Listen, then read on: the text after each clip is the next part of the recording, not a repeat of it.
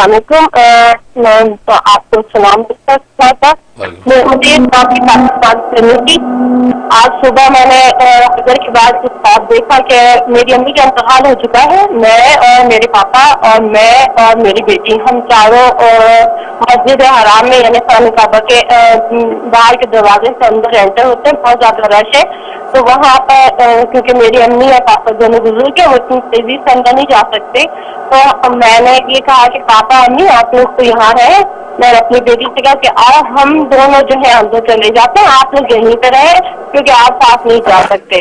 اور اس کے بعد یہ کہہ کہ میں چلی گئی اور پھر اس کے بعد میں اور میری بیٹی باہر نکلے اور ایک دروازے سے باہر نکلنے لگے کہ اپنے گھر جانے کے لیے.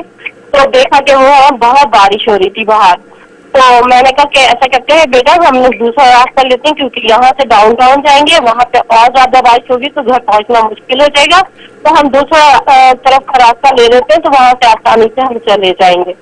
بس یہاں پہ میری نیند ختم ہو گئی. خواب بالکل واضح ہے. اس کا مطلب ہے کہ ضرور حرمین شریفین کی زیارت ہوگی, اللہ کے گھر آپ کو جانا نصیب ہوگا, اور بارش دیکھنا رحمت کی علامت ہے. انشاءاللہ آپ وہاں اللہ کی رحمتیں لوٹیں گی, اور آپ کی بیٹی ساتھ ہے تو اس کا بھی جانا نصیب ہوگا اور آپ کو دین دنیا کی خیر ملے گی. اس لیے شکرانے کے طور پہ 2 رکعت نماز شکرانہ ادا کریں اور صدقہ نکال دیں, فائدہ ہوگا.